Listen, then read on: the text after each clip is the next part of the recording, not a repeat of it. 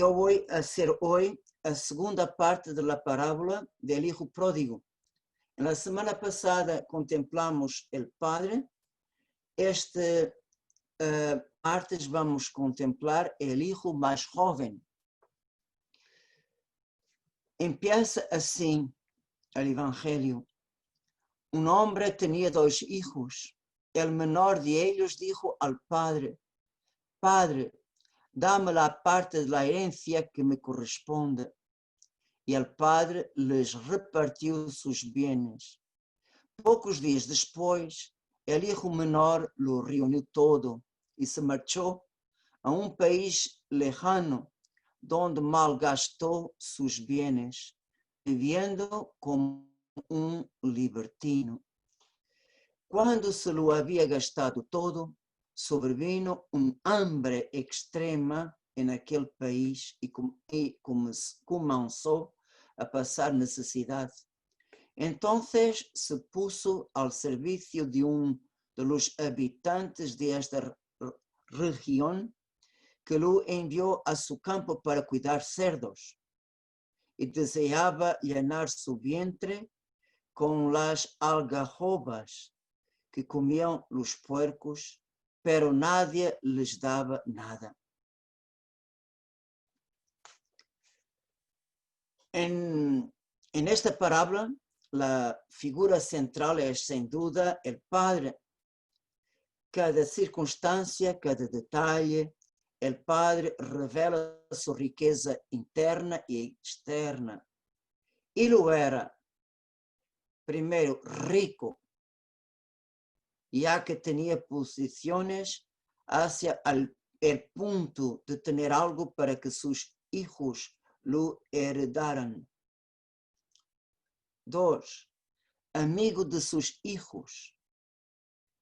El menor de ellos dijo a su padre: Padre, dame la parte de la herencia que me corresponde. Y el padre les repartió sus bienes. 3. Dócil al responder a la petición del hijo menor. 4.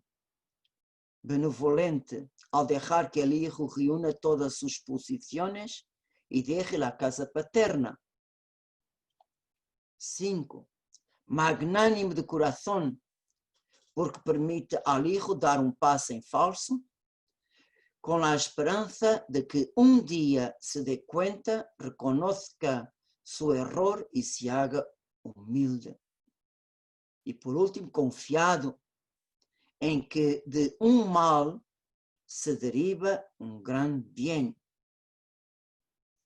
De estas y otras cualidades podemos extraer del texto que hizo Jesús al contar esta parábola, que tuviéramos un pequeño conocimiento de quién es en realidad el Padre del cielo.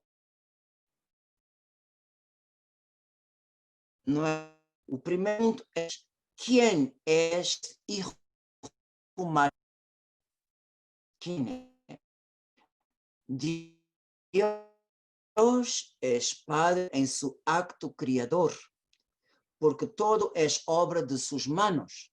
Entonces, podríamos preguntarnos: ¿quién es este hijo menor? Al leer los primeros capítulos del Génesis, tenemos la respuesta.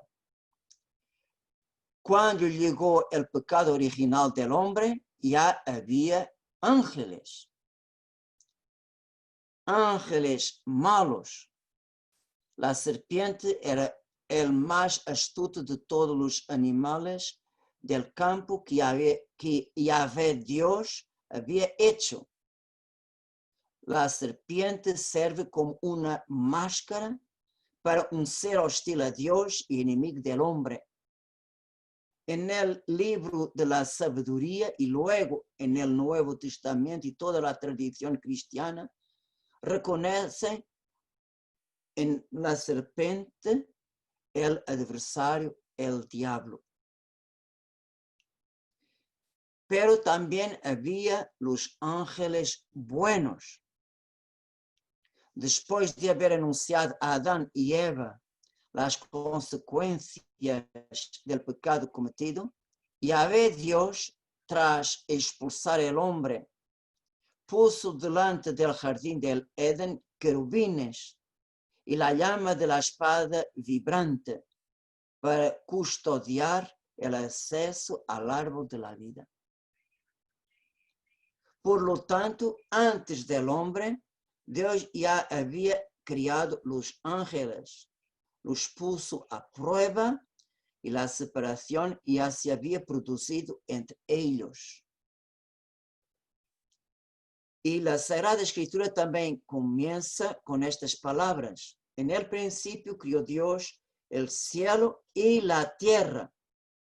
Interpretados a la luz de San Pablo, nos da una comprensión y su significado.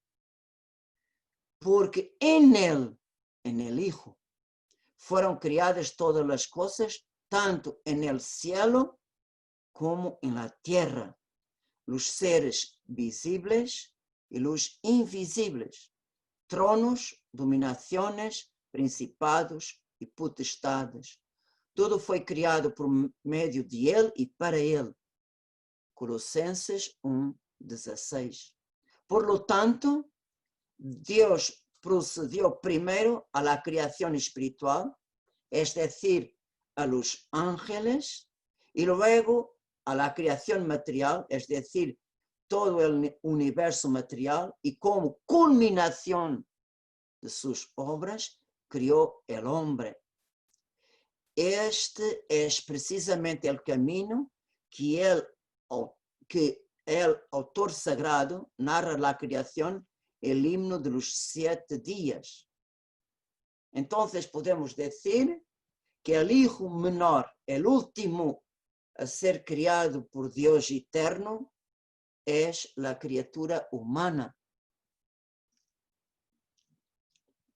Por tanto, el hombre. El hijo menor representa el hombre, la humanidad. Entonces podemos preguntar cómo el hombre salió de las manos de Dios, en qué estado. ¿Cómo sería el ser humano antes del pecado? Por las pocas palabras que tenemos en la Escritura, podemos sentir esta maravilla que viene directamente de las manos del Criador. Podemos contemplar os capítulo 1, os versículos 26 y 27. Y dijo Dios: hagamos el hombre a nuestra imagen, segundo nuestra semejanza, y manda en los peces del mar, y las aves del cielo, y en las bestias, y en todas las alimañas terrestres, y en todos los reptiles que rectan en la tierra. Crió pues Dios el ser humano, hombre, a imagen suya. A imagen de Dios lo crió, varón y mujer los crió. Esta complementariedad de dos ideas. La relación del hombre con Dios lo separa de todos los animales y de toda la creación.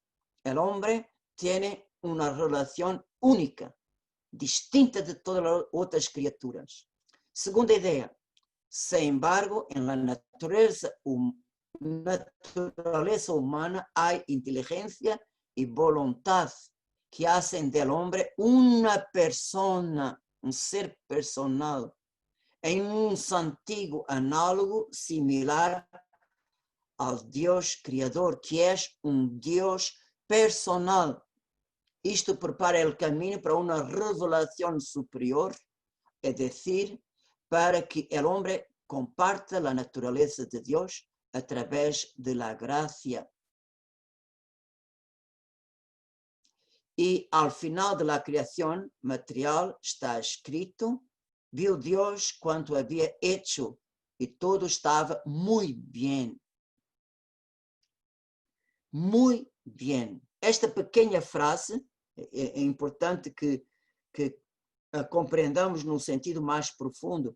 Muito bem. Expressa estas duas palavras, expressa o estado imaculado de toda a criação, livre de toda a imperfeição. A própria natureza humana desfrutava de la más completa armonía, inocencia y alegría, y la plenitud de la complementariedad. Isto se puede deducir de la canción de Adán cuando Dios le presentó la mujer. El hombre exclamó, esta sí es el hueso de mis huesos y carne de mi carne, se llamará mujer, porque ha sido sacada del hombre. Por eso el hombre deja a su padre y su madre y se une a su mujer y se hacen una sola carne. Estaban ambos desnudos, el hombre y su mujer, pero no se avergonzaban un del otro. Entonces nosotros podemos ver que o ser humano, hombre, mujer, ser personal, análogo, semejante a Deus, ser personal como Deus é personal, através de sua inteligência, pode conhecer a si mesmo, pode conhecer o outro, pode conhecer Deus. O homem se conheceu a si mesmo, conheceu a mulher, que é una com ele, una, hueso de mis huesos, carne de mi carne. Só, uma unidade completa, em todos os sentidos, completa no corpo, no alma, na sensibilidade, nos sentidos, em tudo. E o homem e mulher, unidos, os dois, eram a puente entre Deus e a criação que Deus colocou ao serviço do homem. Então, podemos dizer toda a criação, todos os peces, todas as árvores, todos os animais, tudo, alabavam a Deus através do homem. Podemos dizer que o homem e mulher eram os primeiros sacerdotes que, em nome de toda a criação, alabavam Deus, agradeciam, adoravam. Em nome de toda a criação, o homem regalava culto de alabança e de adoração e de agradecimento por todas as coisas. Então, podemos dizer que o homem e a mulher, os dois em seu estado original imaculado, eram os intermediários, os pontífices entre todas as criaturas e o Criador. Então, vemos o homem completamente unido à criação, e unido criação e ser humano, são sacrifício de alabança ao Senhor o Senhor que dá a vida. Pero também esta unidade havia entre os dois, homem e mulher. Esta unidade que viviam no princípio era a realização plena da palavra de Jesus em Jueves Santo. Padre, que todos sejam uno. Por que é que Jesus pediu esta graça? Padre, por meio de minha morte e ressurreição, por meio da redenção, conceda à humanidade e toda a criação a unidade original. Restaura a beleza, a harmonia, a formosura, a santidade que tinha todas as coisas quando saiu de tus manos. Que todos sean uno. Y también esta palabra, que todos sean uno, también expresa la indisolubilidad del matrimonio, tal como lo quiso Dios al principio de la creación, al criarlos varón y mujer. Vemos que en todo el Antiguo Testamento, cuando la humanidad se afastó de Dios, se perdió la santidad y la unidad y el ideal del matrimonio. Y es necesario el Hijo de Dios venir al mundo para traer la belleza original de unidad entre hombre y mujer como una pareja. El hecho que caminaban desnudos tampoco era motivo de vergüenza, ya que la inocencia y la pureza los cubría de tal manera que los impedía de tener cualquier impulso desordenado de concupiscencia. Entonces podemos ver que el propio cuerpo estaba completamente subordinado al espíritu. En una palabra, en todo su ser, alma y cuerpo estaban totalmente inmersos en Dios y en Él se vieron y se encontraban. Además, desfrutaban de una intimidad natural con el Criador y esta fue la herencia que el Padre dijo al Hijo menor y Él lo recibió de manera gratuita. Entonces podemos ver la unidad entre el hombre y la creación y el hombre pontífice, la creación y el Creador, la unidad entre hombre y mujer, la unidad en su propio ser, la unidad y armonía entre cuerpo y alma, entre parte material y espiritual, y al mismo tiempo de esta gran unidad, de esta gran armonía, también había una intimidad natural con el Señor, con el Creador. Así como muchos hijos reciben el fruto del sudor y de las lágrimas de sus padres, sin haber contribuído nada a ello, de la misma manera, por un acto de la más sublime liberalidad, Dios ha enriquecido a la criatura humana con todos los dones naturales necesarios para su suprema perfección. Entonces, podemos comprender en las pocas palabras que el Génesis nos ofrece, podemos intuir un poco de la belleza que nosotros teníamos antes del pecado original y la pérdida de la herencia. Entonces, podemos decir, la tentación original hirió a la persona humana en todas las dimensiones de su ser. Porque, haciendo una pequeña revisión, nuestra alma tiene 3 potencias: la inteligencia, la memoria y la voluntad. Nuestro cuerpo tiene los sentidos que nos unen a todo el mundo alrededor. Tiene una parte muy fina de nosotros que es nuestra sensibilidad, nuestros sentimientos. Esta es la manera de amar de nosotros. Los ángeles no conocen esta parte. Los ángeles aman con su voluntad. No tienen esta parte de los sentimientos, a ternura. No tienen, pero nosotros sí tenemos porque tenemos un cuerpo.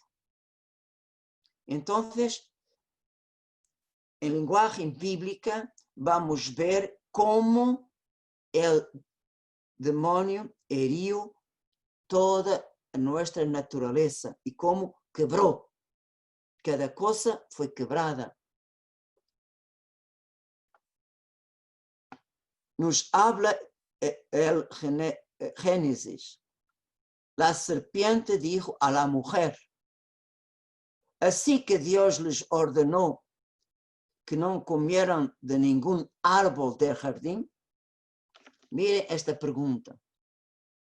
El enemigo no habla del árbol de la vida, ni del árbol de la ciencia del bien y del mal.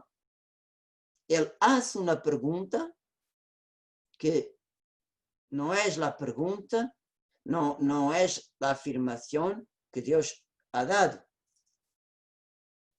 Así que Dios les ordenó que no comieran de ningún árbol del jardín. Entonces la tentación empieza con una pregunta aparentemente muy sencilla, muy inocente, pero estaba dirigida a alcanzar el árbol prohibido. Isto es el mal de todas las tentaciones. Escuchar la primera palabra del inimigo. Aquí é que está el problema. Escuchar la primera palabra del tentador. Por mais sencilla que pareça, quando escuchamos, empezamos a dialogar com o tentador. E esta pergunta muy inocente golpeó a mujer en su memoria,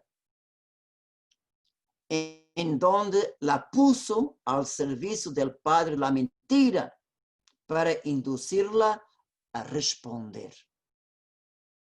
Porque nosotros vemos que ella para responder tuvo que se recordar que Dios dicho en verdad. Y al recordar, puso su memoria al servicio del enemigo.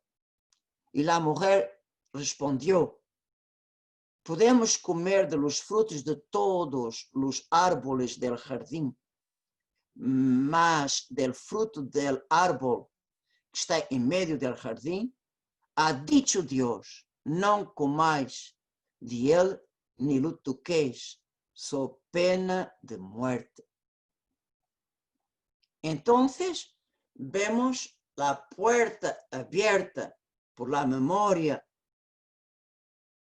Vemos que el enemigo da un paso adelante.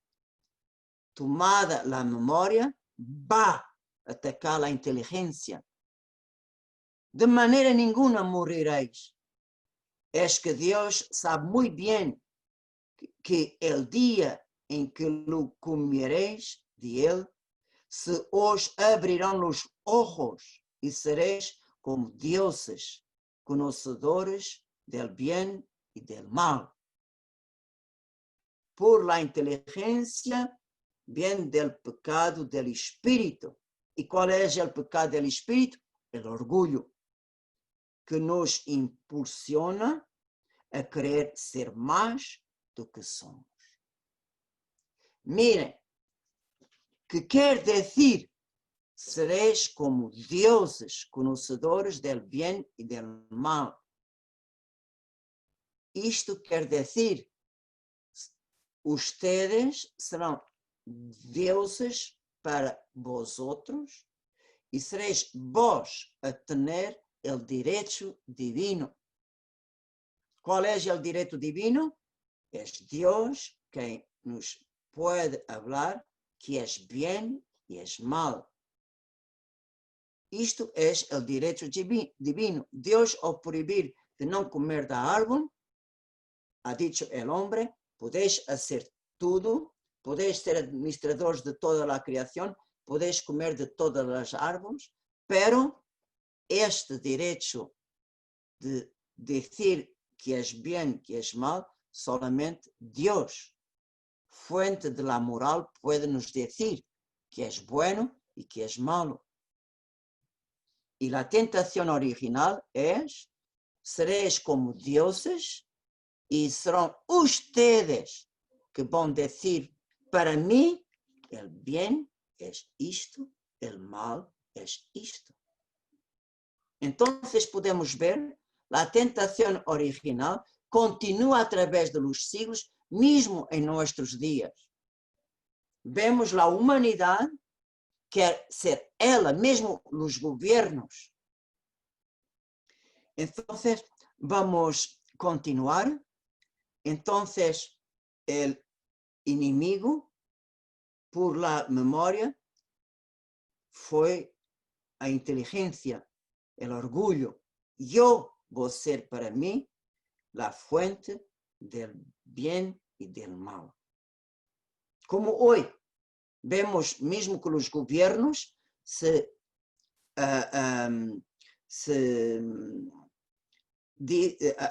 encuentran con los gobiernos.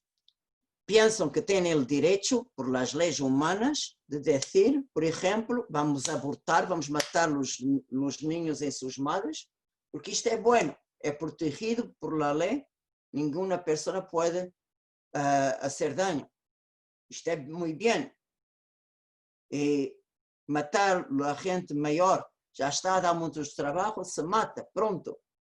Es una muerte con dignidad.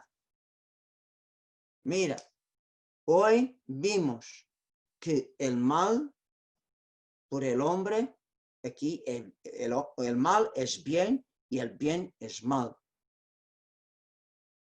Entonces vemos que siempre la tentación original está activa. Entonces vemos que tenemos la memoria, la inteligencia. Y entonces, por la inteligencia, vemos que la inteligencia llena de orgullo mira. Entonces tenemos los sentidos. Como viste la mujer que el árbol era bueno para comer, para dar, apetecible a la vista, otro sentido, excelente para adquirir sabiduría, orgullo, inteligencia.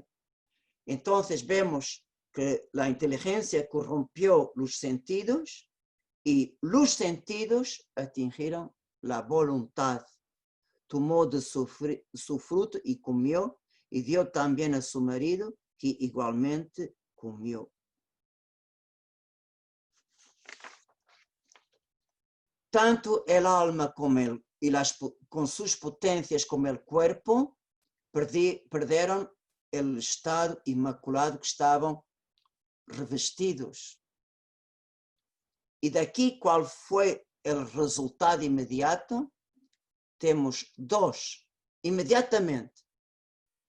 Entonces se les abrieron los ojos y descubrieron que estaban desnudos.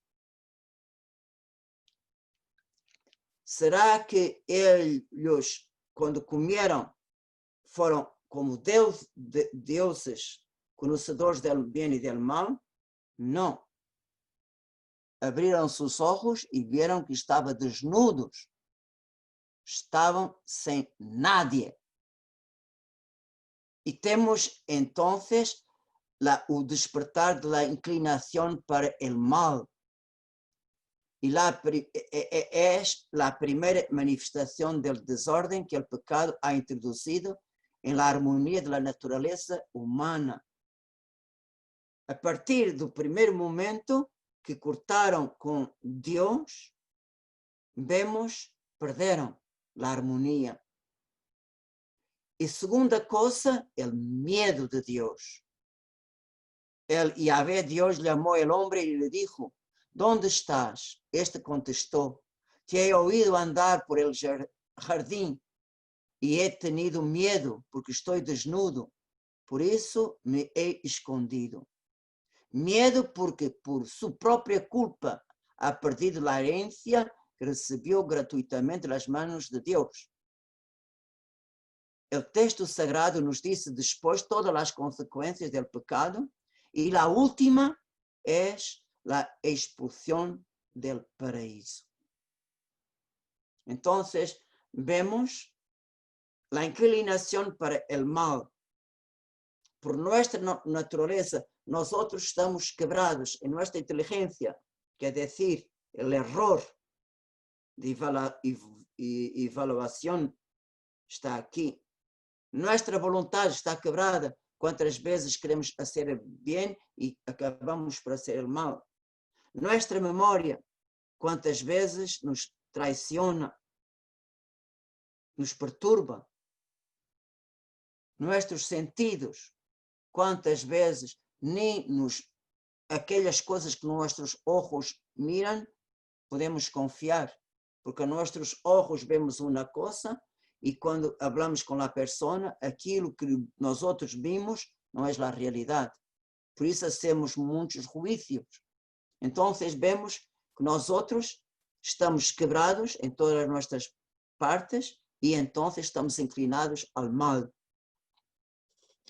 E solamente lejos da casa paterna, del paraíso, el hombre ha visto claramente el mal que han hecho y el bien que han perdido. De la misma manera, el hijo pródigo, solamente cuando estaba en el extremo de su penuria, entró en razón y se dijo: ¿cuántos jornaleros de mi padre tienen pan con abundancia y mientras que yo aquí me muero de hambre? Es necesario perder para darnos valor que teníamos.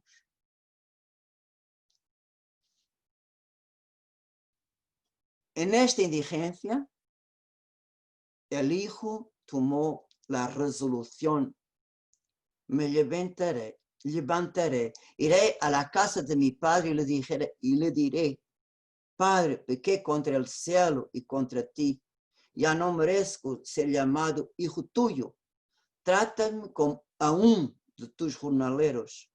Y levantándose partió hacia la casa de su padre. Entonces vemos, todo el Antiguo Testamento es la historia de largo viaje que el hombre ha tenido que hacer a través de las generaciones y muchos han muerto sin haber visto el día del Señor, que se ha cumplido en la plenitud de los tiempos. Entonces, la caminada del hijo pródigo, de su indigencia hasta la casa del Padre, es todo el Antiguo Testamento. Pero muitos morreram sem terem visto o dia do Senhor. É por isso que el Salvador foi capaz de dizer-lhe a seus discípulos: dichosos os ojos que veem que ustedes veem, porque os digo que muitos profetas e reis quisieron ver o que vosotros veis, pero não lo vieron, e oír lo que vosotros oís, pero não lo oíram. Este encontro en la casa del Padre fue posible gracias a la emulación del Hijo que se convirtió en el hombre de las dolores. Dijo el profeta Isaías, pero él soportaba nuestros sufrimientos y cargaba con nuestras dolencias, y nosotros lo tuvimos por azotado, herido por Dios y humillado. Él fue traspasado por nuestras rebeldías y triturado por nuestras iniquidades. Él soportó el castigo que nos trae la paz y por sus llagas hemos sido curados. Por el bautismo, además de ser injertados en Cristo, somos también hijos de Dios. Por el primero Adán, perdimos la inocencia recibida en el acto creador, pero en nuevo Adán, el Padre nos devolvió la vestimenta limpia de su gracia, ya que también nos aceptó por sus hijos adoptivos. En efecto, podemos decir: Padre, pequé contra el cielo y contra ti, ya no merezco ser llamado hijo tuyo. En verdad, el Padre míranos agora en Hijo. en Jesucristo. Él mira-nos. Há uma imagem muito linda que eu saco da posição sacerdotal. Jesus é o sumo eterno sacerdote na nova aliança e vemos Jesus del Padre pedir por nós, o sumo sacerdote.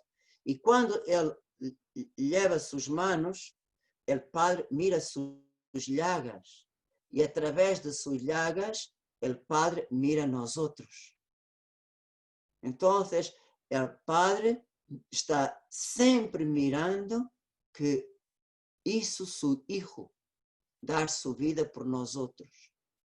Então, quando nossos pecados pedem justiça, clamam justiça, o Hijo clama misericórdia.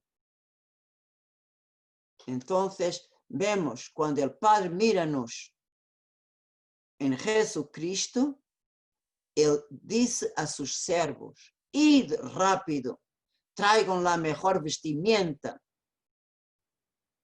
Qual é a vestimenta? A vestimenta blanca de la gracia. Que San Juan, em Apocalipse, viu. Os vencedores teriam uma vestimenta blanca. Ponle um anillo en el dedo, es decir, mi nueva alianza con él, sellada por la sangre del Cordero. El anillo. Sandalias en sus pies, es decir, una nueva protección en sus pies frente a las piedras y las dificultades y espinas de las tentaciones de la vida cotidiana. Mira, nosotros perdemos nuestra dignidad de hijos de Dios. Jesucristo la conquistó de nuevo por su inmolación y nos devolvió la gracia, nueva veste blanca, anillo, sandalias. Y el Padre dijo a sus servidores: traed el novillo cebado, matadlo y comamos y celebremos una fiesta. Este hijo mío había muerto y ha vuelto a la vida, estaba perdido y ha sido hallado. Entonces podemos preguntar: ¿qué novillo cebado es este? El novillo es el mejor del rebaño del Padre, es decir, es el Cordero. Que había el Cordero que aparece en el libro del Apocalipsis, que había sido inmolado, pero estaba de pie en medio del trono y de los cuatro vivientes y de los ancianos. A él le cantaba un cántico nuevo. Tú eras digno de tomar el libro y abrir sus sellos, porque has sido inmolado y con tu sangre has rescatado para Dios los hombres de toda la raza, lengua, pueblos y naciones. Fue necesario que el Padre hiciera una fiesta, porque su hijo menor estaba muerto por el pecado y había vuelto a la vida por la gracia. Se había perdido y fue encontrado. Y esta alegría paternal es esta alegría paternal que Jesús expresa al decir: alegren-se comigo, porque encontrei la oveja que se me había perdido. Les aseguro que de la misma manera habrá más alegría en el cielo. Se alegran los ángeles de Dios por un solo pecador que se convierte. Y allí, en la casa del Padre, Él enjugará toda la lágrima de sus ojos y no habrá más muerte, ni llanto, ni gritos, ni fatigas, porque el mundo viejo ha pasado. Esta fiesta de Pascua lo veremos en la pasaje de la muerte a la vida, de este mundo el otro. Y esta Pascua se convertirá un día en fiesta eterna del cielo. Amén.